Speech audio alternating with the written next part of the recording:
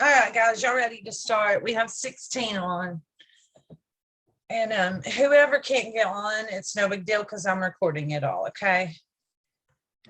If you guys want to jump in and say something or share a question, just do that. And if I don't see it, I will follow up with you after the training.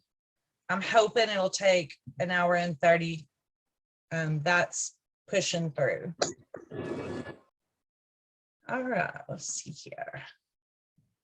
All right, so today we're learning about class, and I know you've heard a little bit about it. This is going to teach you literally all that's involved with it, so there'll be no surprises. I just want to say, though, before we start, you're not responsible for knowing all this information. That's what I'm responsible for, and I've been training on it for 3 or 4 days. So next on Monday, I have to take my reliability test. It's about a 3-hour test and it's intense. Hopefully I'll pass the first time, but I get 2 more chances. I just want you guys to have all the information, and you can always reference it back. And all you're really going to need to know is what your individual plan is. So I just don't want you to be overwhelmed when you see how much is involved in it. Sorry, I'm getting texts. Okay. For anybody that wants to know, I'm telling Vivian right now, it's being recorded. Okay, class is an assessment system, and that's what it stands for. Classroom assessment scoring system. It's only for interactions between the teacher and the children. There are 3 big domains of interactions. That is emotional support, which is just that warmth, the connection that you have with your students and that students have among each other. The organization of the classroom, which is going to be, are you focusing on the children when you're in there? Are your materials prepared? Are you able to control behaviors to the best of your ability so we can focus on teaching? And then the third one is instructional support. That was a typo. And that is where the learning occurs. That's where concept development, your feedback that you give to children, and your language come in. To get to where you can do instructional support, first, you have to master emotional support and classroom organization. When you get those 2 things down, then the children are ready to learn and you're ready to teach. Okay, so now we're going to look at its effectiveness. So it's every bit of it is evidence-based. So like with Eckert and Itters, somebody saying something? So with Eckers and Itters, there was some weird things in there, right? That seemed opinionated, like you must have 3 types of blocks and 3 accessories and 5 each. Those things are not evidence-based. Everything that's in this class system is based on evidence. It is the most widely used assessment for teachers out there. In Tennessee, not even counting all the other states that do it, grades pre-K through 12 use this tool. So it's not exactly the same tool we're using because we're using the pre-K tool only. Then they have a kindergarten through 3rd grade tool, and then it goes on up middle school, high school. We also have infant toddler tools, which we are not doing right now. It's all pre-K and preschool right now. This scale that I'm training on covers ages 3 to 5. All Head Start classrooms are required to use it, and 3,000 other pre-K and preschool programs in Tennessee use it, even though they do not have to use it. They just use it for quality, like we're doing. So now it's going to be 3,001 in Tennessee. The results that they've seen, this has been going on since 2009. they have been using the class instrument. And these are the research that have come out of it. You're getting greater learning gains for all children that are going to kindergarten. So by the time that teachers are trained in class, by the time they get to kindergarten, they show greater learning gains in every school readiness category. Also, we're seeing that the kindergartners that have been under class, their spelling and their word identification is greater than those who are not. You know what? I can't see all this because of the screen. Okay. So we also found that it really helped out those children who experience economic risk, which makes great sense because it's all centered on interactions. So those kids are getting exposed to deep interactions, whereas a lot of times mom and dads are working 2 jobs apiece and they might not get it at home. So that's why you're seeing such a significant increase in their outcomes. Higher literacy and language gains overall. So they did a really cool study where they took child care centers who had very low emotional support scores, and they compared it to child care centers that had very high emotional support scores. Those low emotional support classrooms, they tested the stress hormone cortisol in all of those children and compared it to the high emotional support children while at school. And the cortisol levels were a lot higher, I think I've already said that, for those low emotional supports. Super cool study. In rural Appalachia, which kind of hits home, we're seeing that the kindergartners are more ready, not only academically, but behaviorally. Now, this is the big one. So what they saw in their longitudinal study that they had, I think it began in 2010 and ended in 2019. So the children who had more years in a classroom with high class scores, infant through pre-K, they had higher achievement in literacy in the 3rd grade.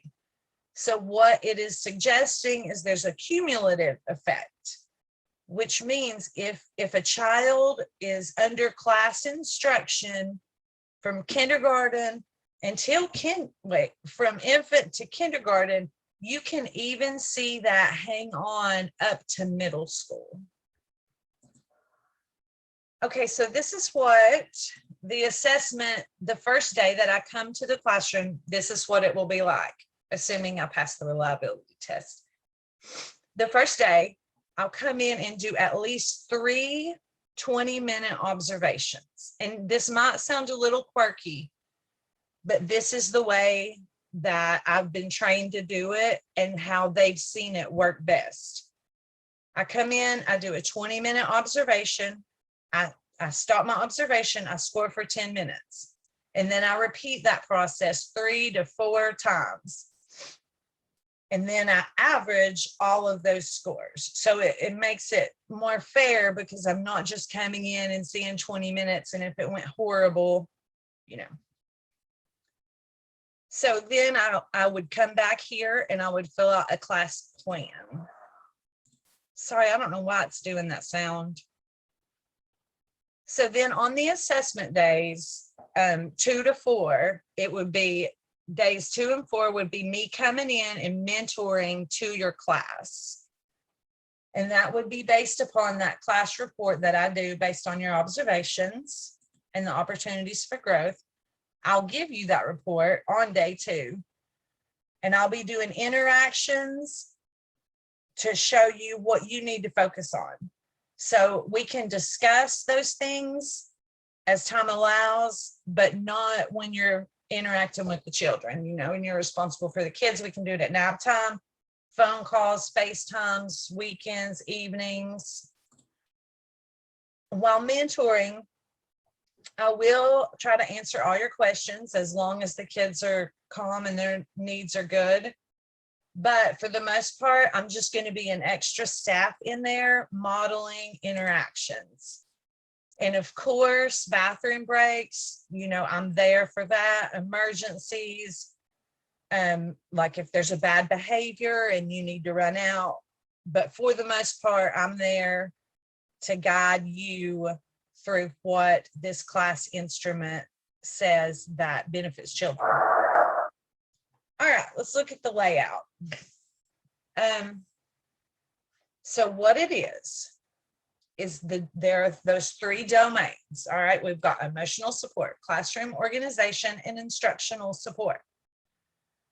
Under the domain, each of these 3 domains have dimensions under them. So emotional support will have all of these. Classroom organization will have some. Instructional support will have some. Today, we're looking just for the layout purpose at emotional support. It has the domain, and under the emotional support domain, you have these dimensions: positive climate, negative climate, and all of these. And that is what we are going through today. We're going to go through each of them so you know what to expect. Under each dimension, there are indicators. And then under each indicator, there are behavior markers. So that's the way that it's laid out in the pyramid: a domain, a dimension, indicator, and behavior. So the first one, and I'm telling you this a little bit later, but let me just go ahead and tell you now, every classroom will be different. So I might come into a classroom and you guys might already have all of your positive climate, and you might have a great environment. You're sensitive to the students' needs, and we don't need to stay on positive climate. We need to move on up to classroom organization. Some of you might have all of your transitions, your behavior management, and all of that classroom organization stuff handled too. And so then we would go on into those instructional, the concepts, the feedback, and the language.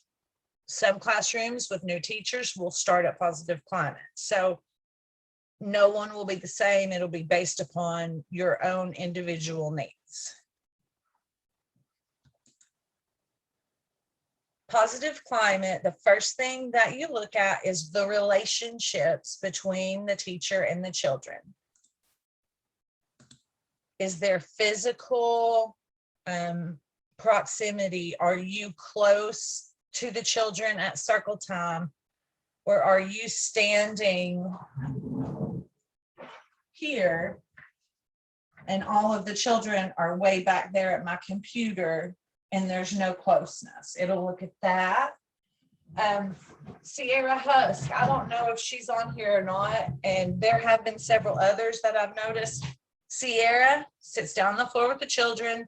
They can touch her and come next to her. She has a very effective circle time. And I wanted to record that, but there's a lot of children in there. So that's one thing we'll look at doing, is showing. Sorry, we're getting a lot of messages. Are we good? It doesn't matter. I'm recording it. They can go back and look at it. So physical proximity is important. Are you on the level of the children? Are you doing the same activities that the children do? Are you matched affect? Means I'm joyful and the children are joyful. Or I am chill and the children are chill. You're matched affect. We're going to get into these one by one.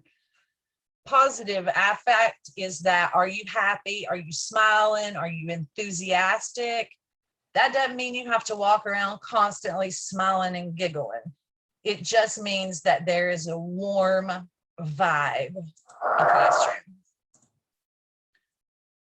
This is that positive communication, making sure that you're not like, get over here, be quiet, I've told y'all 100 times. This is where you are saying please and thank you. You are loving with the children and soft, maternal. And respect is a really important one. It looks at mutual respect. Are you respecting the children, and are they respecting you? Eye contact, warm voice, respectful language. Where are the words? Oh, there they are. Okay, then the next, we'll see. This will be the next indicator, negative climate. Moving on to the second one. This is, you want to score obviously very low in this one, where the rest of the things you're wanting to score high. Negative affect is that showing irritability, anger, and disconnection in the classroom.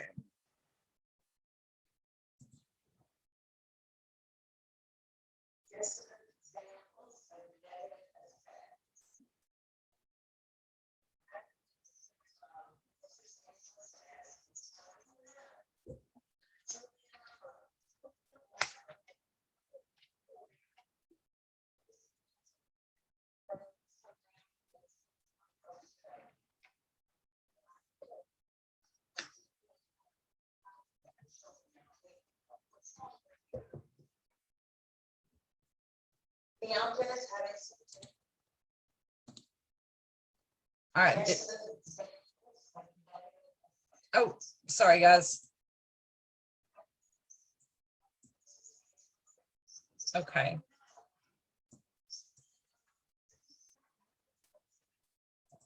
Okay. Punitive control would be next. That's the harshness, the yelling, physically controlling your students, grabbing them by the arms, picking them up, slamming them down. Punishment, excessive punishment.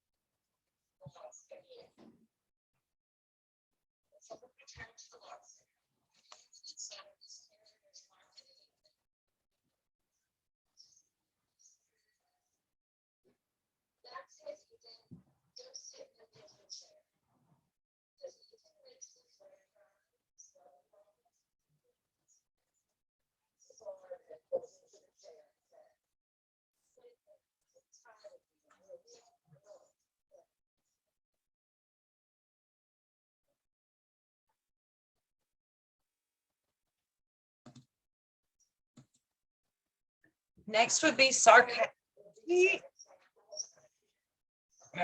This is not working out well. Okay, next would be sarcasm and disrespect, teasing, humiliating, pointing out their wrongdoings to the whole class. This one is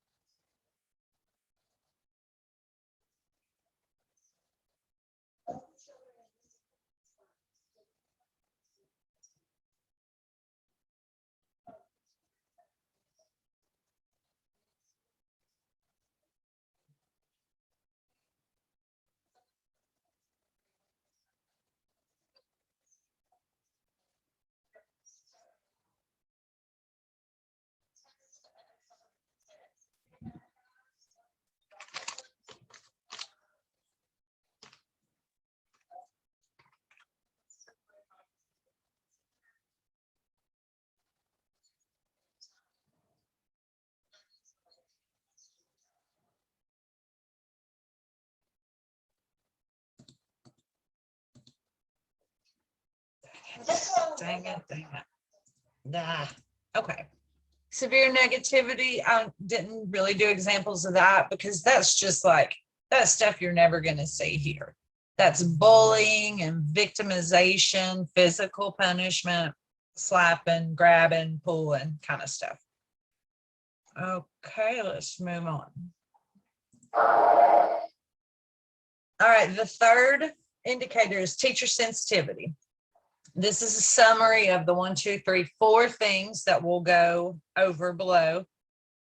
Being aware of children who need extra support, being responsive to the children who need extra support, addressing their problems in a timely manner, and making sure that children are comfortable coming to you for support. Awareness. So this would be like, do you notice that maybe an activity is too hard for a certain child or too easy for a child? What do you do in response? Do you change up your plan? Let's say it's writing numbers and one child is just basically scribbling. Do you then change it up for him and maybe get out some cars and start counting? Just the individualized lesson planning that we've been talking about in past trainings. My videos were weird this time, so it's going to be a little. Okay, come on, man. Okay. I should be able to right click it. Let's see if it works. Maybe it'll work.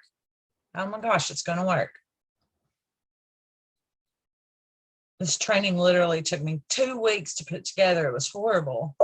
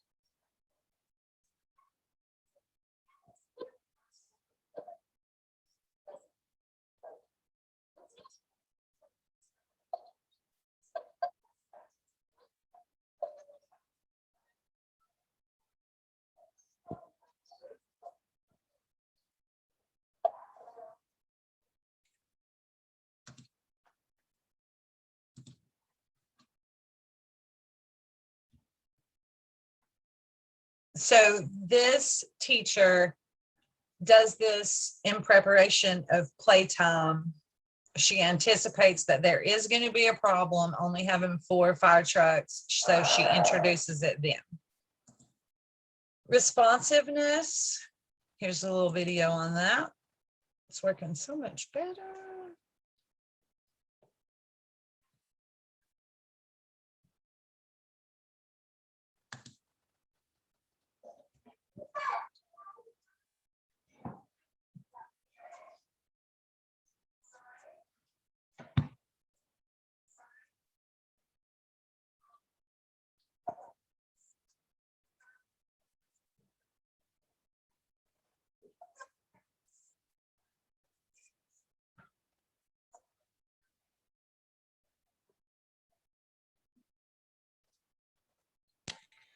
Jennifer, are we supposed to be watching a video right now? Are you not seeing it? I can't. Oh. Okay. Can anyone see the video? I can't either. No, No. I can't see it. Okay. Wait, I'm seeing something. Are you No. seeing a little boy cutting paper? No, that's not what I'm Oh saying. my gosh. No, we can Tanya, see sit the- down. We can see where it's where you click on it, but we can't see the video. Huh. Why is that happening? We can see our videos last time, couldn't we? Yes. Okay, let me try to minimize the screen. The videos are basically the entire training.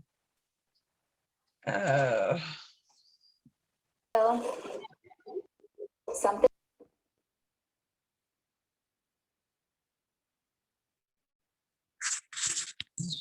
Everybody see that? Please tell me y'all saw that.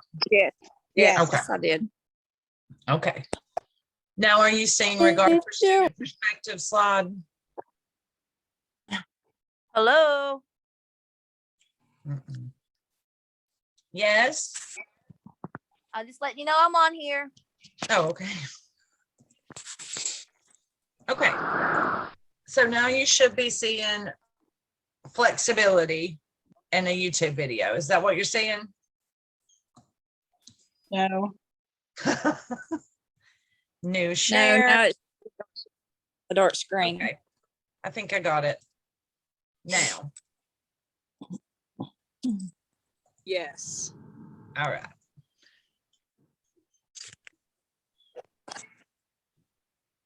All right, so let me get this guy. Flexibility and student focus. We were talking about regard for student perspective. That is giving them some choice and allowing them to develop their autonomy.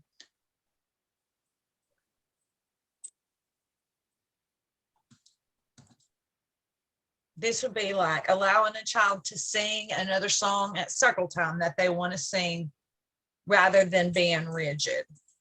Allowing a child to finish, snack, and start their next activity at their own pace. Let's just not even think about that because that gets into supervision problems. Showing student focus means you try to make students feel like they mean something. Asking them which book they would like to read today, encouraging them to describe their favorite games.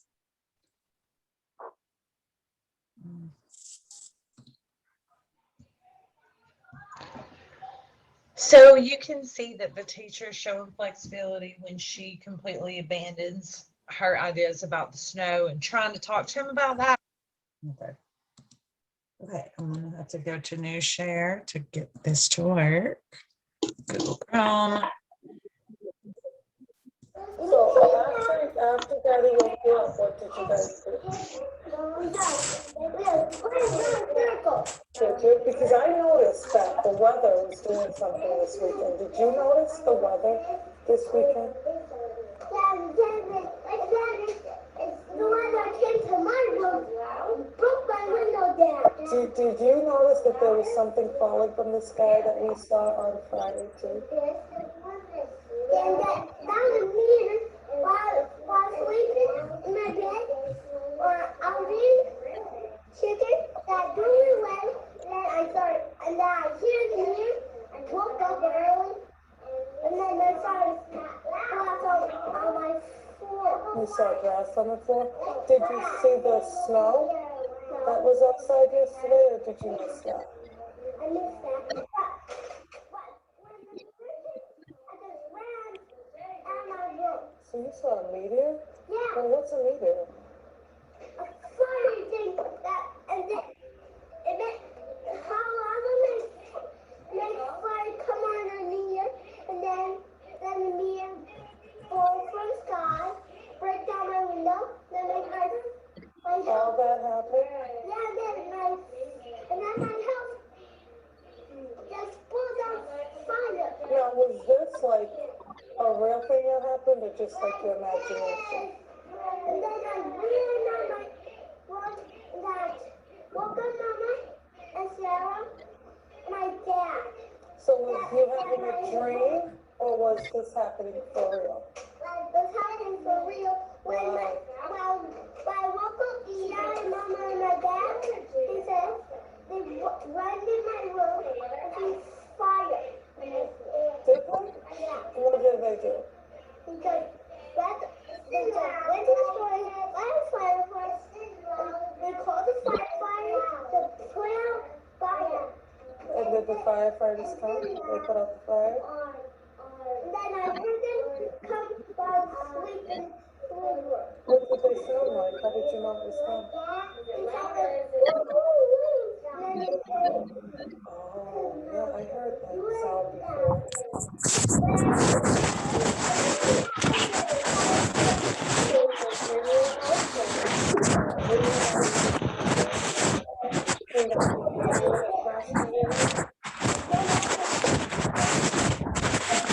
I think somebody needs to put it on mute.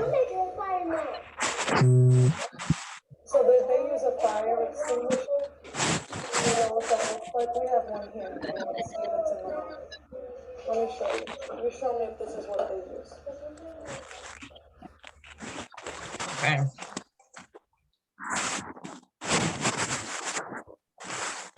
Vicky and Diane, please mute your mics.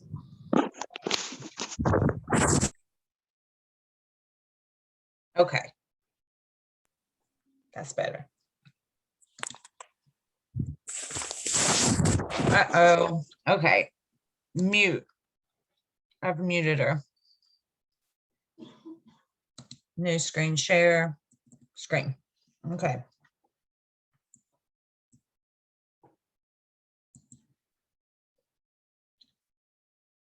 Okay, so here is a feedback from the video. So you can see that the teacher is showing flexibility when she completely abandons her. Are you kidding me?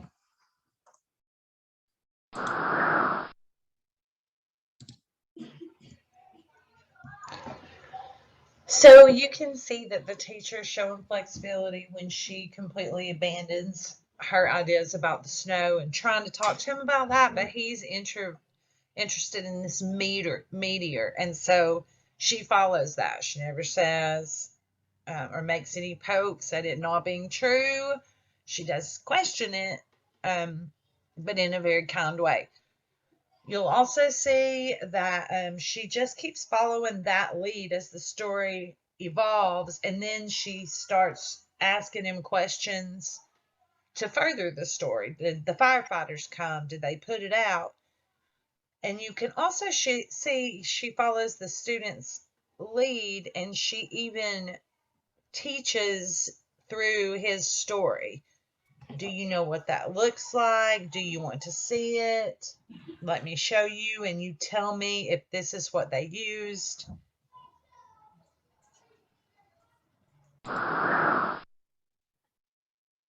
Okay, now for support for autonomy and leadership. This is also under the fourth indicator, regard for student perspective. This is where you allow choices and you allow students to lead those lessons. You give them responsibilities like jobs. Job charts are great.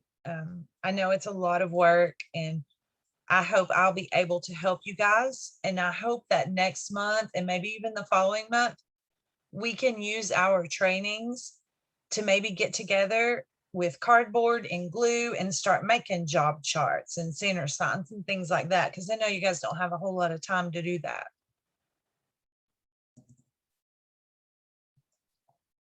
And if you don't want to make it, there is one on Amazon that you can buy. Just a heads up. It's called Helping Hands Chart. You can do that. Hey, let's pick another name though. It's good listening. Now you're talking.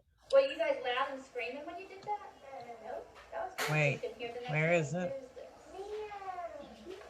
Hold on, guys. I'm not even seeing it. New share. Google Chrome. Slither like a snake. Wow. There it comes. Hey, let's pick another name though. It's good listening. Well, you guys know, but I hear you guys. You sound like snakes. It looks like a snake pit. All right, I'm picking another name. Mia. Look at Mia and listen. Lyric coming up. Slither like a snake. Wow, good one. Jump and slither back to your spot. Wow, nice. There's no, but I hear you guys. You sound like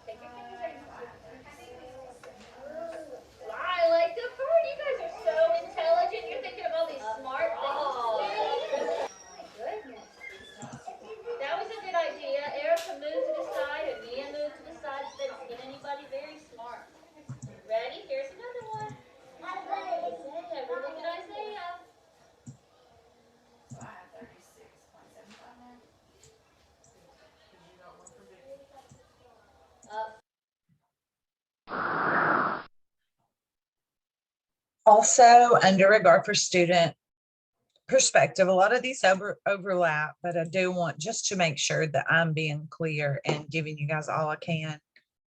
This is where you encourage your students to talk rather than require them to stay quiet. Elicit ideas and or perspectives of them. Are children able to talk and tell their ideas and perspectives during learning time, or do you stick with your goals and your perspectives only? So restriction of movement. I'm gonna go ahead and go back. Allows movement and you're not rigid. So what this would mean is it's okay to say, okay, everybody sit down, crisscross applesauce for story time. Where it would come in as a negative thing is if a child goes to stretch his leg out, or he can't be still because he's one of those children that just can't control his body, and you do not force him to stay crisscross applesauce for 20 minutes and you're just not rigid. You allow children, you respect children enough to know they got to move sometimes too. Hey, I have switched my position like 50 times since I've been here. And I get super uncomfortable with my legs crossed. I got to stretch a lot. So it's just taking that into account, not letting them run around the room, but allowing them enough respect to not control their body the whole time. Then we move on to our 1, 2, 3, 4, 5th. And that's behavior management. You know, in some classrooms, due to some of the children's behavior, we'll probably be spending quite a bit of time on this one. So are your rules and expectations clear and enforced? That would mean, let's go over the way that some of our classrooms are. Those children need for us to have a poster with the classroom rules written very simply and short. So walk, you know, use walking feet, hitting hurts, or whatever your rules are, and literally going over it before at every single circle time, because a lot of them just, it's not, you know, we covered that children learn through what? Repetition. So let's go over our classroom rules 3 times a day. I mean, that is really, some of them need it 3 times a day. So this is where you're proactive, rather than having one fire truck in your block center. You either remove it or you put 4 fire trucks in, just taking steps to minimize behaviors that you could control. That would also be like in a toddler room where you have kids that love to climb the bookshelf. You would put in some climbing mats, and every day, all day long, for probably 2 weeks, we don't climb on the bookshelf. I've put these climbing mats down for you to climb on instead. Those kinds of things. It does look at student behavior too, but it's a very, very slim part of it. Doesn't even really affect scores. But they just put it in there because I know you guys have seen some classes where students do behave well for the most part, or they at least try to. Like, I've seen some children who do not have the greatest behavior, but they will say things like, I'm trying to calm myself. You know, I can tell some of you guys use that language, and that's what it's looking at. Have the teachers been teaching the children ways to help control their rage? Clear behavior expectations. Again, this is just those rules. Are you consistent? Every time a child runs, are you correcting the behavior, or are you only doing it sometimes? I know how hard that is, but I do believe you guys know your classrooms more than anyone, and you know which of these things that your children really need. And some of them need you to be aware constantly and say, running can hurt you all day long. They just need repetition and consistency, and clear expectations. Okay, new share. Where's Google, Maddie?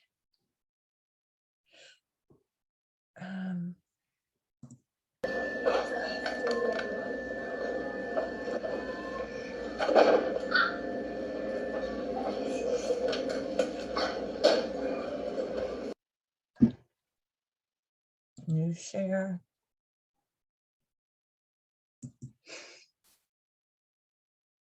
There it is. Whew.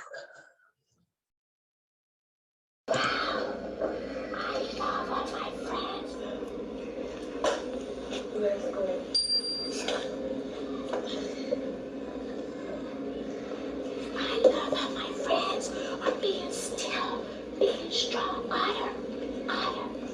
Guess what? In 3 minutes, it's going to be time to eat lunch. So we're going to clean up. Destiny, please put the top back on. Thank you. And I love how you're honoring your teacher right away. It's hot. Thank you.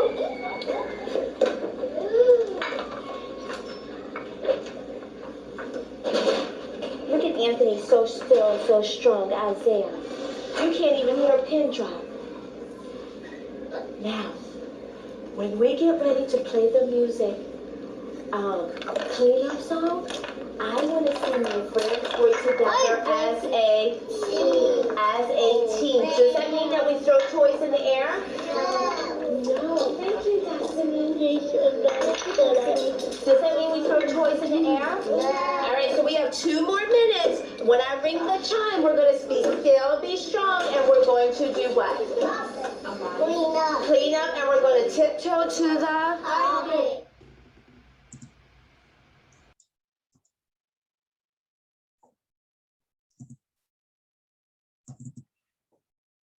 Aw.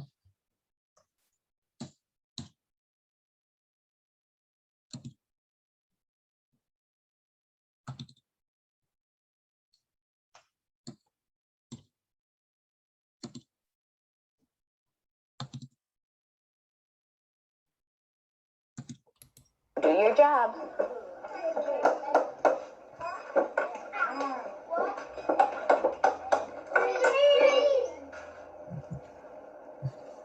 Thank you, friends. It is time for us to clean up and put everything away so we can go outside. Louise, freeze, please. Make sure everything is put away in the right place, okay? And then you may get your jackets and come on the red line. Okay, Tyza? Clean up, clean.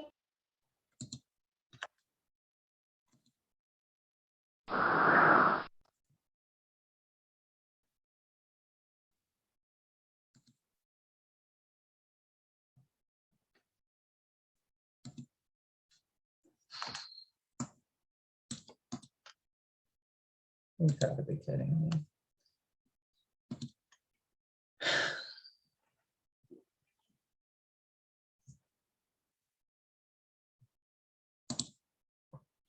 Hang tight.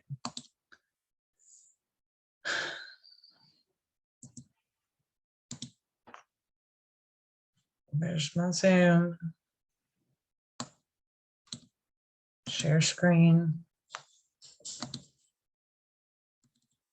Okay.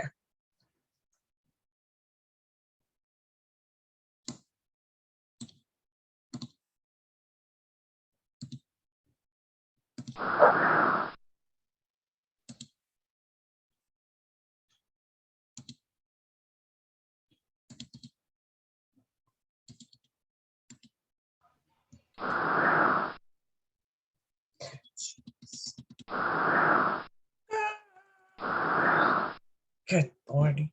Sorry. This is a mess. Okay.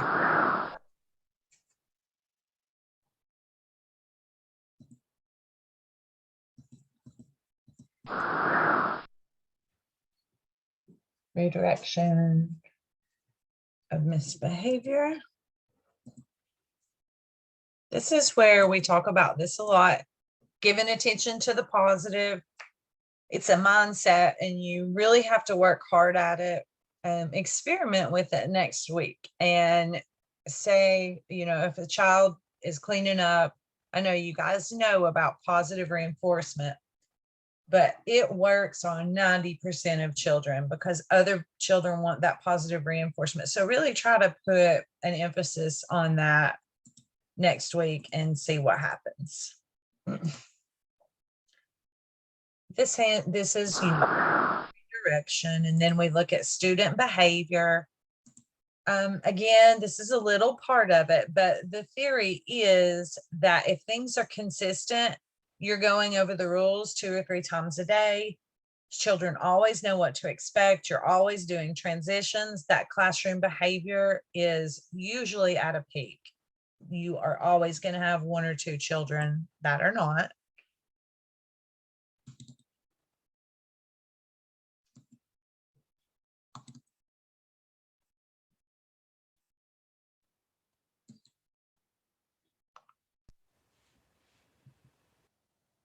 Good job, Ananda, getting all those blocks in there. Riley's got all the story characters cleaned up. Fantastic. That was a big job, huh, Ananda?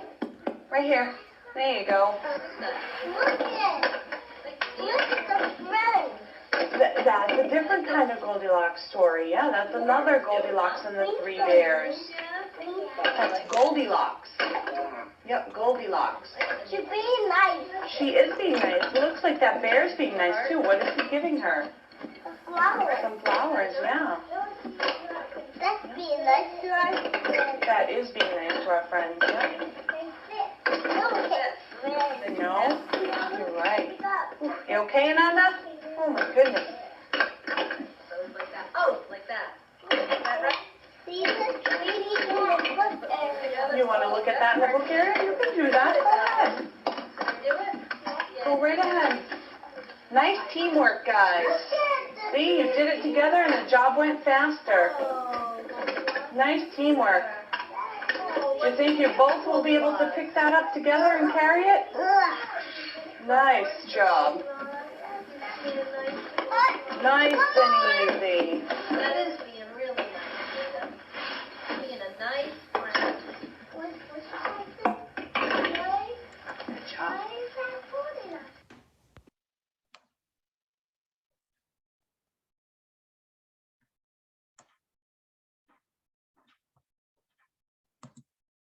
That mouse, it is active. So, you share screen. Okay, now we're into our 6th dimension and indicators, and that's productivity.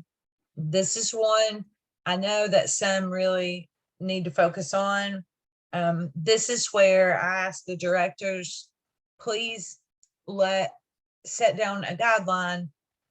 When you are supervising children, these are the things that you have to do as far as managerial tasks, because maybe if we have it set down clearly, then they'll stop doing the little things that are taken away from the kids. Because most of the time when I'm in a classroom, when children start to misbehave is when the teacher is like cutting out hearts for an art project, or she's on the iPad or whatever, the tablet.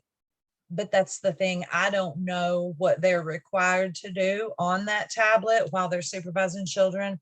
So if y'all could just talk to them at your staff meeting about that and let them know exactly what they have to do while children are there. Most of the time, that's when behaviors, they're like, yes, she's busy doing something.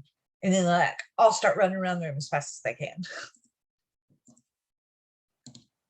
Okay. So this is just maximizing that learning time. This is when students know what's expected next and what's expected of them. There's transitions. There's not a lot of time where we're going, okay, what are we going to do next? Or like searching for a certain YouTube video.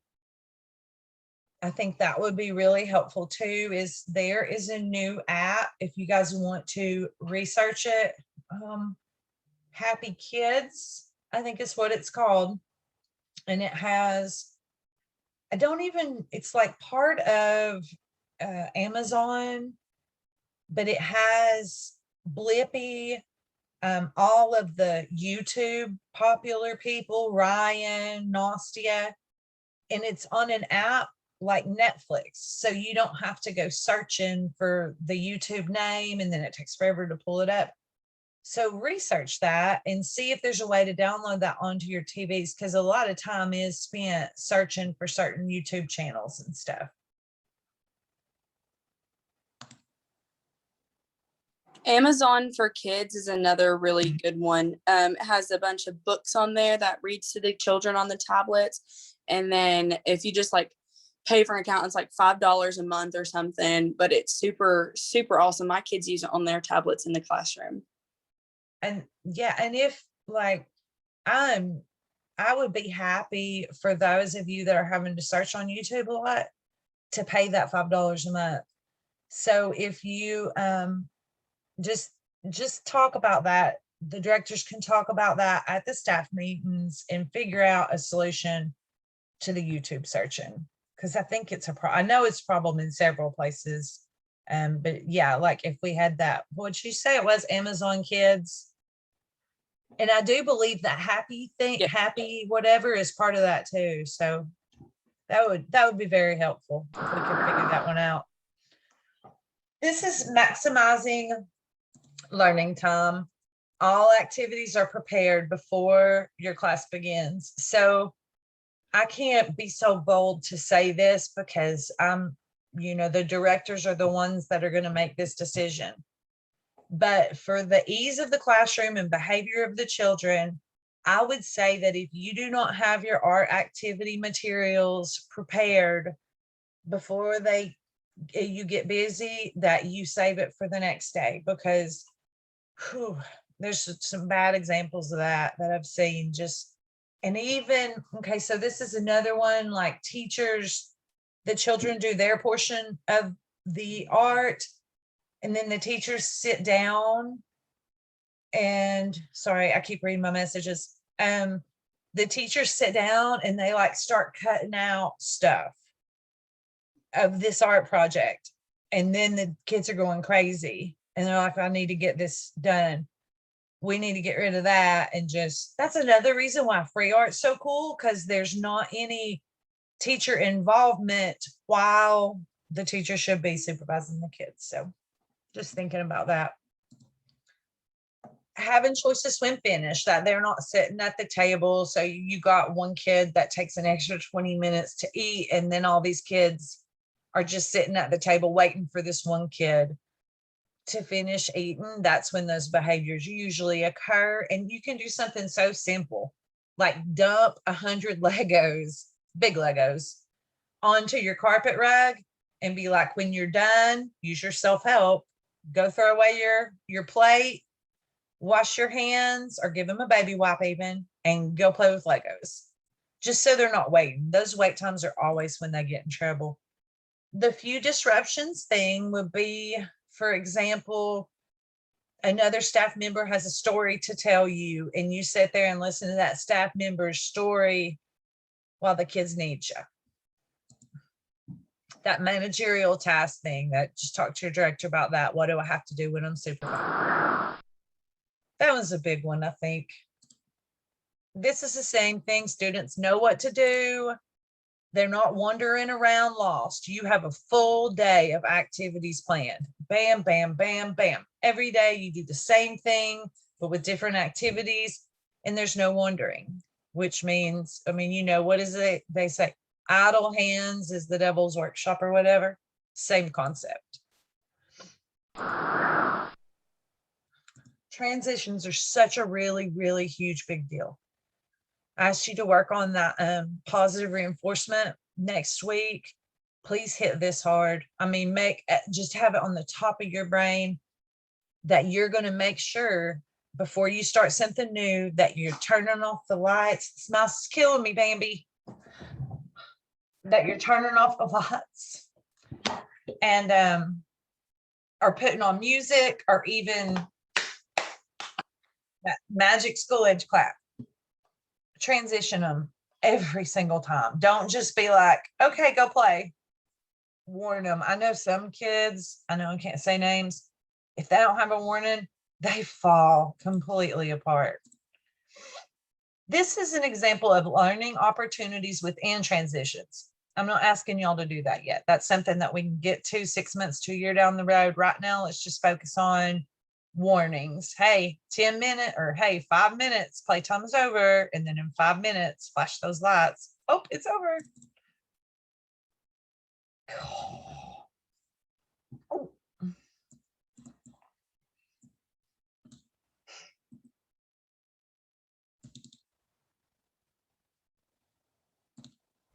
Do your job.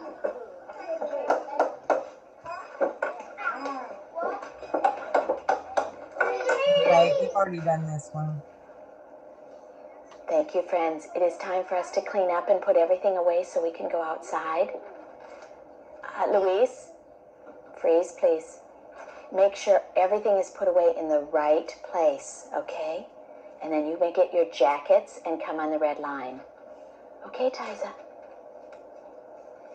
Clean up, clean.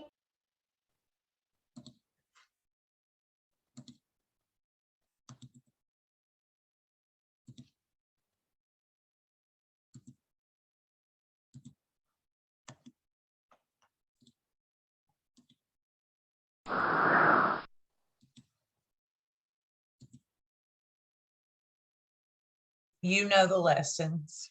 We want you guys to know the lessons. I know that sounds self-explanatory, but it happens when the children are just as lost as the teachers, vice versa. Are your paper towels stocked? Is the toilet paper stocked? Do you have plenty of plates? I don't know daily operations and who is responsible for that, but I do know that you guys really communicate a lot about that. Like, hey, so-and-so forgot to do this, forgot to do that. And just say, make that a top priority, that you don't have to run out of the classroom and get paper towels, because when that teacher leaves and runs to get paper towels, kids fall apart. Okay. Moving right along. I need to adjust this. We got instructional learning formats. This is when we're starting to get into that learning. Now we have a positive environment. We're using our transitions. We are being respectful. So now we are going to encourage children to participate. We're going to use a variety of materials and art supplies, not just, you guys do that. Switching up materials. We want those children to be interested, and they will be interested if you really plan those activities and stay focused.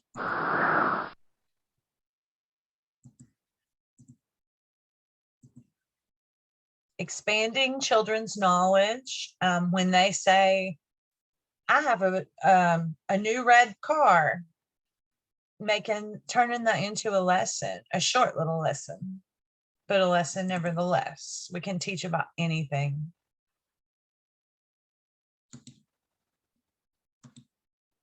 Now, let's see. Is it the same size now? Oh, no, it's just a step down. So what else how can we make it the same size? Oh, now look. Is it higher or lower? It's higher, you're right. So that's a great idea. Okay, so let's see. Now are they the same? Just about. You're right, just about.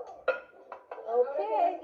Okay, so is this our floor, or is this our foundation, or how are we going to put them? No, Leah, we're trying to build, please. You want to go around this way? Thank you. So now what? That's the floor? Okay, so how are we gonna, we have to make the sides of the building. The sides, how are we gonna build the sides? Okay, Kai, I'll be over there in a minute. How can we make the sides? If we wanna go up, can we, do you have an idea?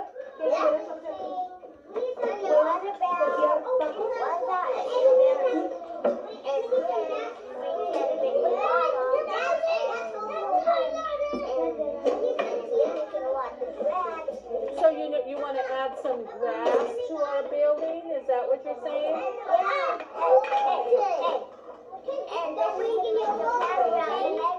A playground? That's a great idea too.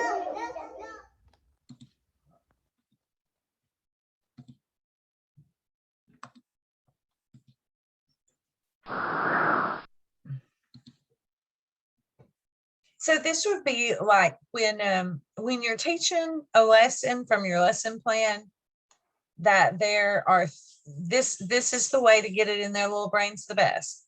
You have the auditory of it, the visual of it, and the movement of it. So whether that's hands-on creating something, or you're singing the alphabet, seeing the alphabet, and then being letters. That's just the way they learn best. So this is part of the class. Creative materials. Most of you guys are really putting those art supplies out there and trusting them with markers and paint and glue. Scissors is a beautiful thing. Hands-on opportunities. I'm real proud of y'all on that. It's a real big deal to let them be creative. Let's see, Google Chrome, boom. Okay, here he goes. On Saturday, he was so hungry, so he ate a lot. You really got to use your listening ears to make sure that you hear your food. So the first food he ate was the chocolate cake. Come on up, Andy. He really wants a piece of that chocolate cake. He's so hungry. Thank you. Then he had one ice cream cone. Here comes Samira with his ice cream cone. Thank you. Then he had a pickle. Oh, who has the pickle? Colin.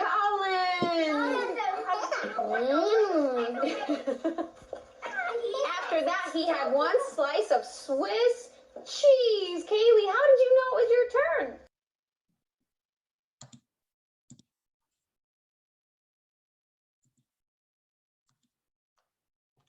I'm just doing these videos for you to get the point right now because we're trying to catch up on my lost time.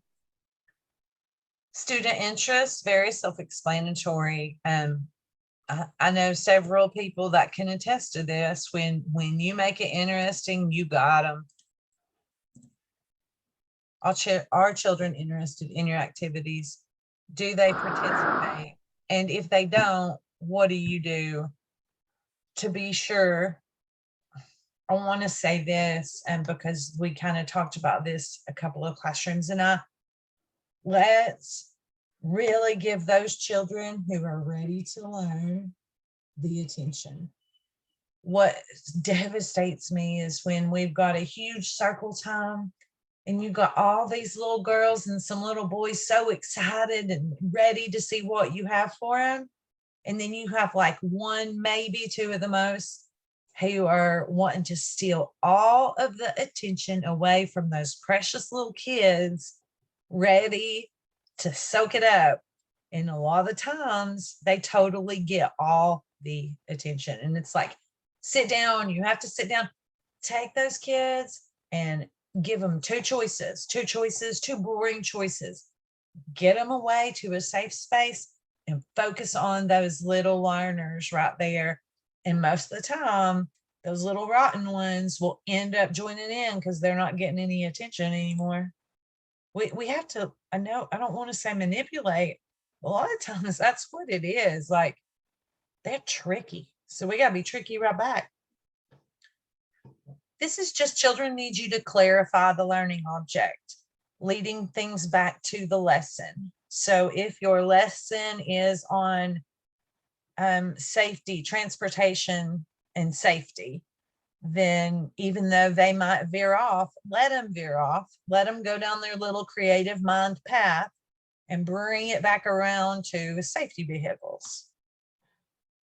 Always sum it up and repeat it at the end. So you finish a lesson at a circle time, then do a summary at the end. It's repetition, repetition, repetition. Oh, this is the good stuff, girls. So when I did this training for Head Start, our teachers, most of them are degreed, tons of training. Very few of them were ready for concept development. And these next 3 you're going to see, which is getting near the end of the training, there'll be 1 or 2. And then by golly, here in a year, everybody's going to be working on concept development. This is your analysis and reasoning. You're going to see me doing a whole lot of this in the classroom. The questions I ask and things like that. I just want you to be around it. That's the best way to teach it. Creating opportunities to create and brainstorm, kind of like the scientific process. Integrating previous knowledge. They need that meaningful part of it. So connecting it to their world and integrating it with stuff that you guys have already been over. That's a powerful part of it. The analysis and reasoning, these are your how and why questions. Problem solving, predictions, experiments. Gets to a level to where that you are on your game when you're talking to a child and you say, if I mix blue and yellow together, what color can I make? Or they're like, we don't have green paint. And you're like, well, what 2 colors could we mix together? And then the children are like, I don't know. And you're like, well, let's experiment and find out. And you pull out that paint. That's when you know you're good on class. Comparison, evaluating. Here's a great video for you. We're nearing the end.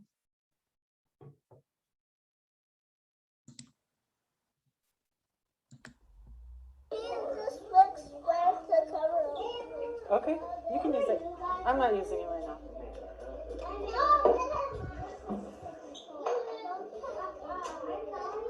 There you go.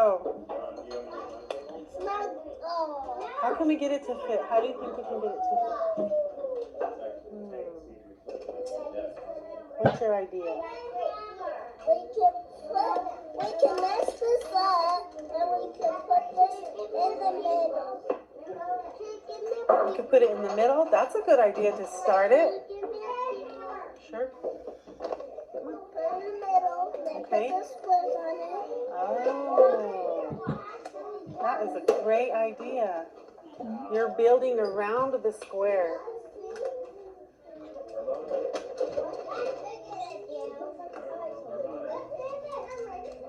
Now how can we build the top?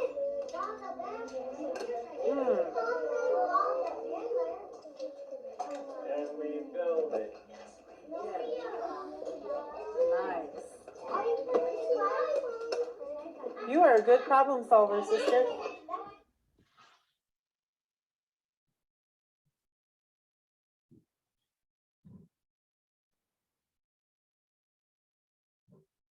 I'm coming back, sorry.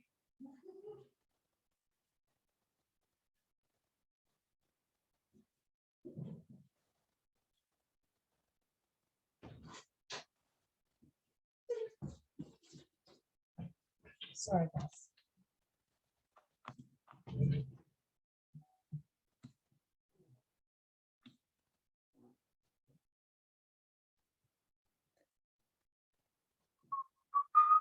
I lost my thoughts.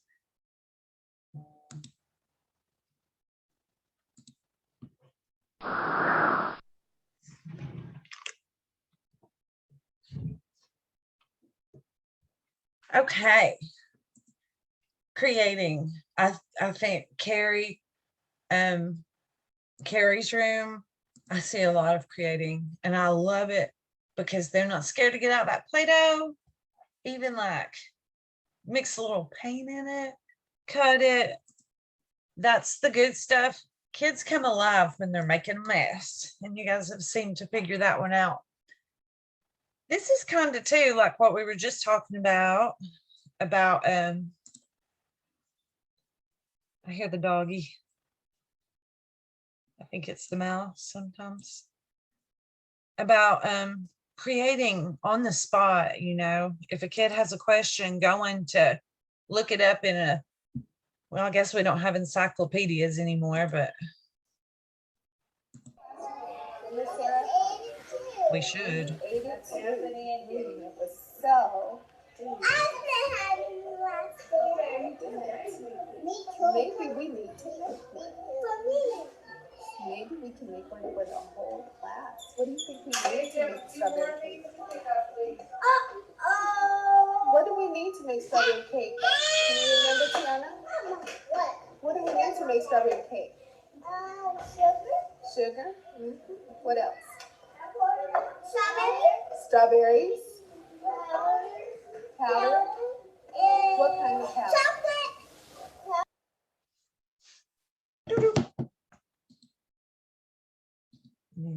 Share, screen, check.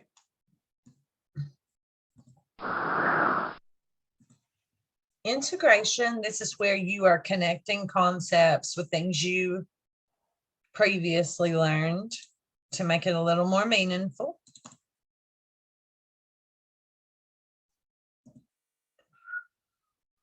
Google Chrome.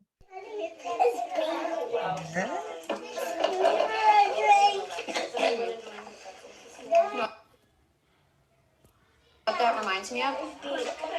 A cat. Have you ever seen a cat drink milk before or drink water? Have you ever seen a cat take a drink before?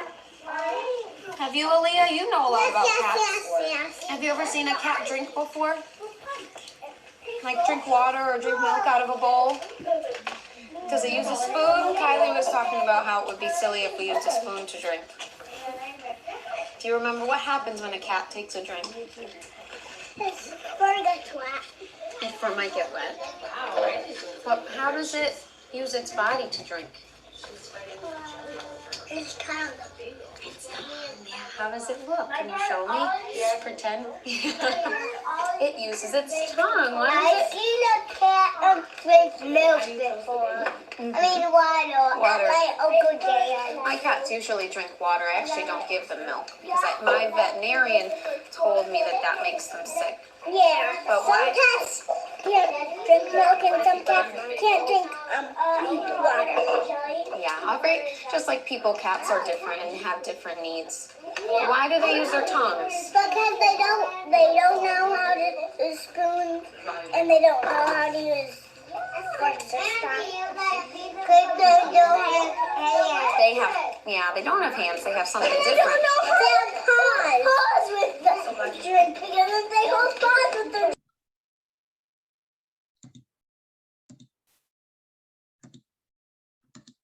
That teacher is one of my favorite teachers in these videos. She's natural. She doesn't have to try. Like a lot of you guys, you're natural teachers. And you're doing fine. Doing fine just the way you are.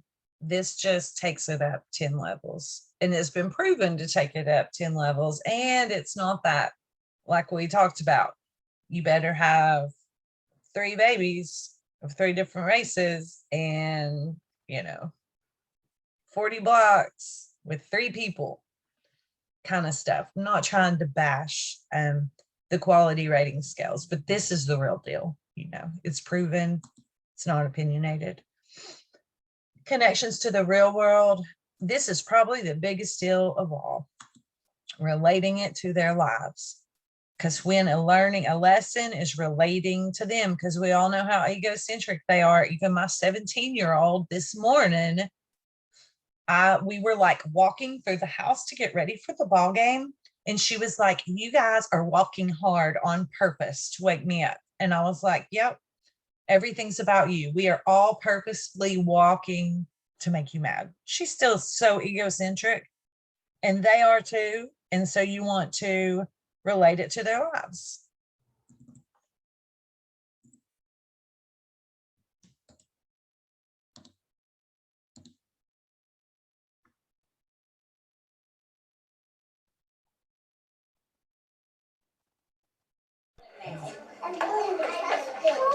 Trash bin. It is. It's important so that people can collect their trash right there. What about a recycle bin? Can we add that also? Oh, yeah. Yes, I will do it right next door. Because usually the recycling is next to the trash. Okay. And what else, Betsy? What else do we need for our airports?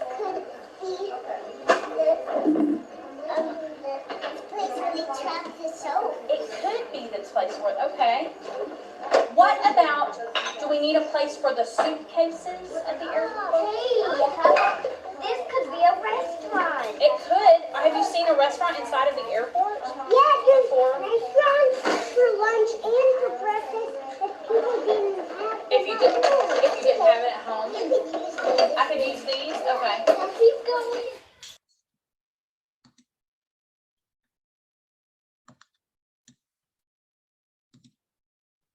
So you'll see there how she took that airport lesson and talked about his experience at the airport. This is the next to last dimension, and here are the indicators of quality of feedback. This is the big guy. This is where this is high quality teaching. Scaffolding, feedback loops, prompting thought process, providing information, encouragement, and affirmation. Now we'll go through these rather quickly because time's getting big. Scaffolding. A quick reminder, most of you probably know, but scaffolding is when a child has a zone of learning, we'll call it, and he knows this much information. And what you do as a teacher is you go right here, start right here and build him up to right over the brink. And you give him hints, you give him assistance to take him above his zone of proximal, they call it ZPD. Here's a great example of scaffolding.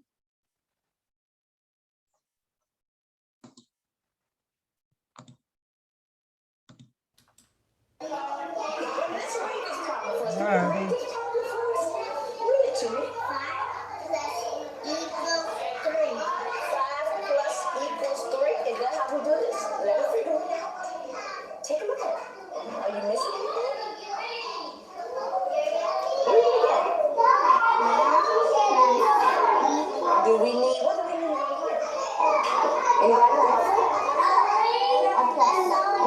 Plus sign and equal sign, but we're missing something. 5 plus. Is this what you wanted to? You wanted to say 5 plus? Okay, show me. So how do you do it? 5 plus 3. So where does the 3 go? Does it go behind the equal sign? All right, there we go. All right, now try it again and see if that sounds right. 5 plus 3. So how do you get this answer? I'm doing them all together. And what are you going to do all together? What are you going to use? All right, go ahead. Take a seat, Kennedy. Hey, now look over here for the answer. You said 8, right? Can you find the 8 card? That's how you do it. That was probably like a 1st or 2nd grade example, but you know, you can relate it to your classroom. Okay, where am I? Let's move this down.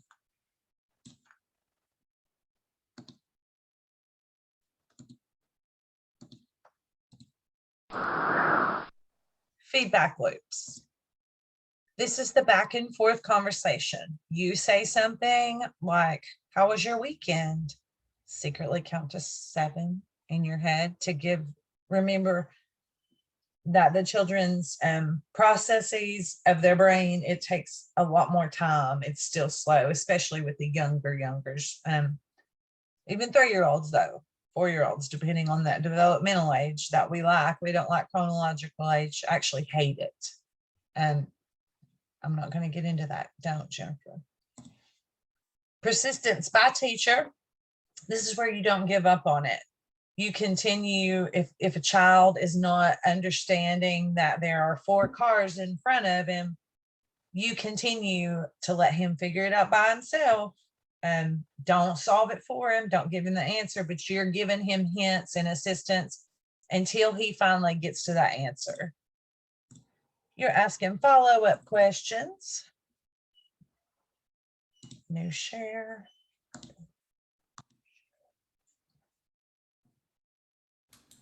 We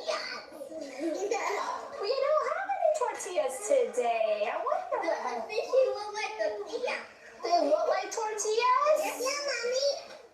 I don't think they look like tortillas. What's different about a fish and a tortilla?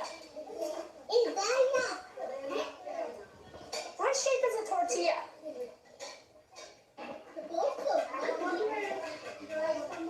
Scratch your brain and think. What shape is a tortilla? A tortilla is a circle. What shape is our fish trees? I don't know. What do they look like? They're shaped like a fish. They're shaped like a fish. So a tortilla and a cracker are different shapes. And how about tortillas? What sizes are tortillas? Those are cute. They're like squares, but you can hold them. So they're cute.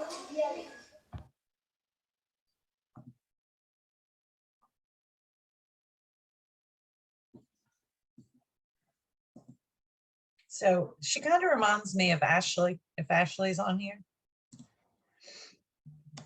Even the voice. This one's a great one, guys. Prompting thought process. Maddie, Kenzie, you're going to appreciate this. I already do it. Asking students to explain their thinking. So if they say, yeah, the sky is green, rather than saying, no, silly, the sky's blue, you say, really? So when you look at the sky, you see green? Oh, well, the grass is also green. So let's look at that grass. Now look up. Are those the same color? That's the point, is letting them come to their own answer, because then it goes in that long-term memory. And we're going to send geniuses to kindergarten, guys. Not that you already weren't, but behaviorally and everything.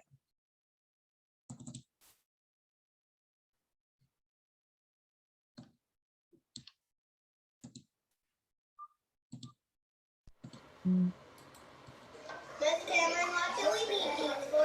Well, we just have jelly with our snack, and that makes our fingers very sticky. And then we're gonna brush our teeth. So sometimes it makes a little bit of a mess. You can wipe your hands off if they're sticky. Do they feel sticky? Yeah. What does jelly have in it that makes it so sticky? Sticky. What does it have in it? It's really sweet. It's bubble gum. Bubble gum, that's a good guess. It's sugar. Sugar makes the jelly so sticky.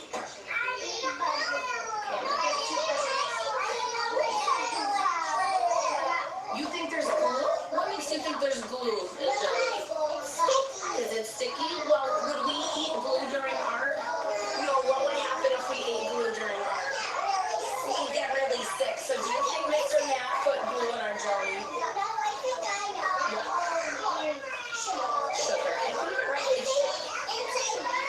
Bubble gum, it's sugar.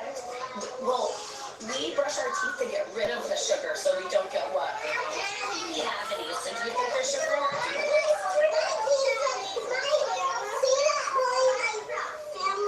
I do.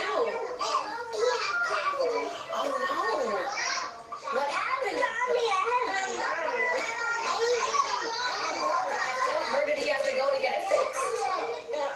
The dentist, that's right. Yes, honey.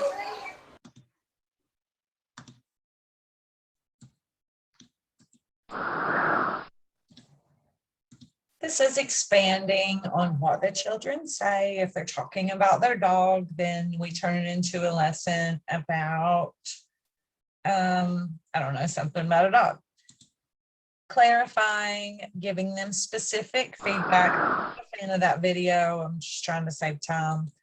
This is encouragement and affirmation, guys, just recognizing, reinforcing student persistence. This is just where you really celebrate when they do something good. Okay, this is my favorite and last dimension. I have to go through it a lot because it's domain, dimension, indicator, behavior markers. This is a dimension. The last one, my favorite, and here are the indicators: frequent conversation, open-ended questions, repetition and extension, and mapping actions. Oh, I see that you're standing up and you are going to go brush your teeth. Well, I'm going to go brush my teeth also. It matches words and actions together. And my favorite is advanced language. And if you've ever watched me work with children, you probably know that's my favorite. This is the back and forth exchanges. See, again, like we've got conversations popping up in so much of the whole scale. This is open-ended questions. That is those. Okay, so this is a great way to understand what an open-ended question is versus a close-ended. So if it requires more than a one-word response. So if you say, yeah, and also if you ask a question, students have to respond. Oh, sorry. So, because we're trying to get through this, I'm not going to go through, give some examples of open-ended questions, but that would be like, why is the sky blue? You know, they're not going to give you a yes, a no, a red, a blue. They can say whatever they want. Why do you think that truck went down the ramp? And why didn't it go slow? And then they're going to think through that process of, okay, well, for some reason, when things go down, they go faster, but when they go up, it's slower. Why? And it gets those scientific things going. This, you know, we've been over this so many times. Repeat, repeat, repeat, repeat. Self and parallel talk. This is, you're going to see this over and over in any assessment, including ITERs, ECHRs. When I do your CDA assessments, it asks if you are mapping the child's actions. It is just such a strong way to teach children language. You are reading a book, I'm listening to your book. And using a variety of words, connecting it to familiar words and ideas that they already know. I had a nice example with Ella when I was talking about ingredients. She didn't know what ingredients meant, and it was obvious. It was one of those videos that I showed you all. So I used the big word, but I also had to include the definition in there too.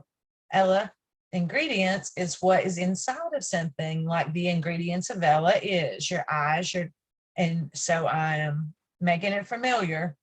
Ella's ingredients. So she's like, oh, she's talking about me. And she remembers it. Okay, we're done with that part, but it's going to be, let me just play this. I think this goes through it all. So I just want to start by saying this training is just to familiarize you guys completely with the entire class book. Sorry, I don't know if I shared my screen. It will take 2 or 3 years before we can implement from beginning to end.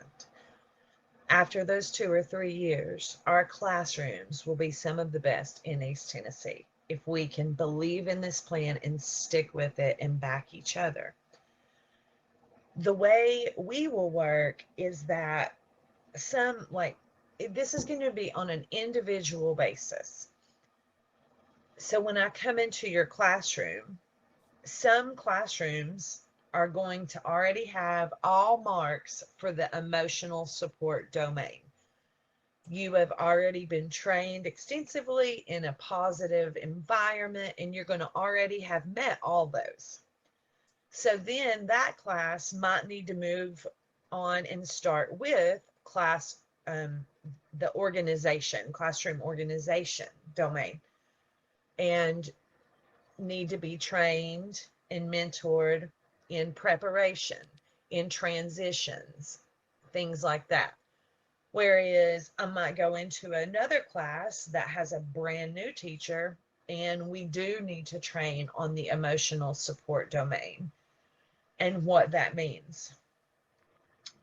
However, Is something that you think when we get new preschool? you're going to have your transitions Yes. down, your emotional support down. It's going to be a positive environment with no negative climate, and you're going to be ready to move on to the instructional support domain, which is where the learning really starts occurring. So I can't tell you I'm going to come in and I'm going to start with the very first one, because it's just going to depend on where you are in your early childhood journey, and if you have already had training, not per se on class, but on positivity in general.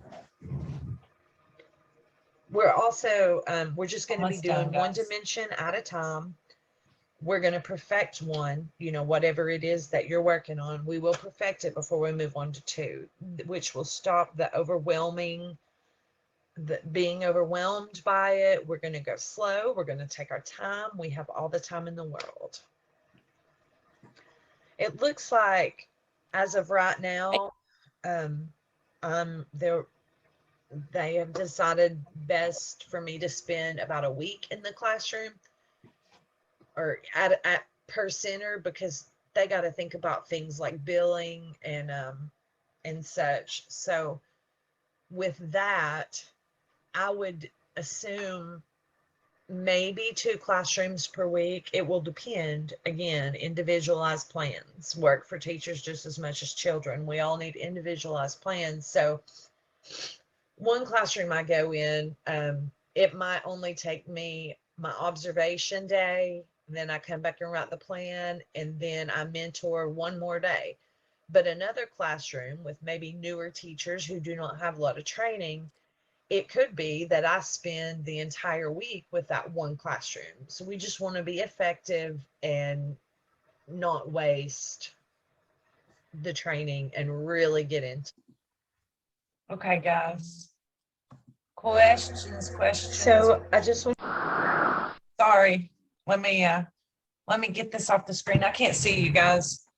Oh, think about what y'all want to do for my training and let me know. I'm trying to see you guys, participants. I haven't seen y'all in a while, actually. You've been off my screen. Hey, Jen, for new preschool staff, would it be a good idea if we have them watch this before they ever start in a classroom? I think so. What do y'all think? I think so. I will, Melissa, it takes about 30 minutes to save it up, and then I'm going to post it on my YouTube channel. Okay. That's where all these videos are, guys. And it's, I don't know, y'all get the link. I'll put it in the director's part. Anybody else have any questions? I did have one question. Yes. Way back to, well, when we were talking, I took notes, but back when you were talking about, like generalized lesson plans and stuff, but then you might have a child that needs something more individualized, like their own individualized lesson plan.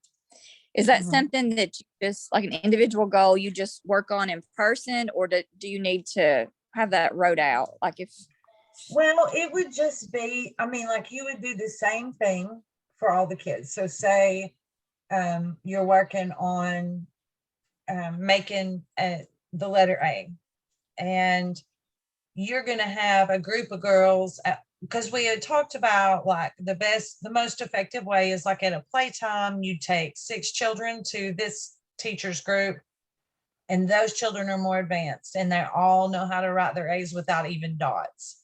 Whereas you might have 5 children that need to trace dots, and then you have 5 children that have no clue what a dot is, you know? So it's the same lesson. You're just, and you don't have to write it down unless you guys do that with the individualized things. I don't know, but you would not have to write it down. We do it. Are you there? Sorry, we do individuals, but I was just thinking, I was wondering like with their lessons and stuff, how I guess just take personal time and kind of incorporate individual stuff.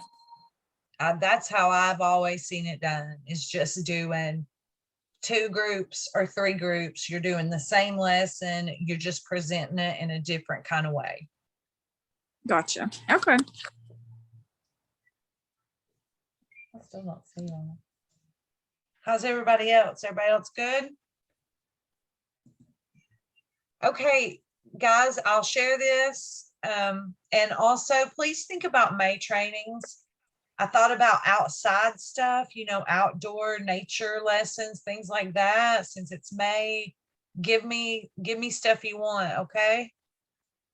I still can't see y'all, so I'm just gonna wave and I'm gonna go prepare for Britain's ball game. Bye. Thank you. Thank you. Thank you.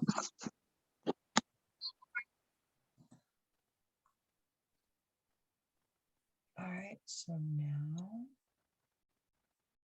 I need to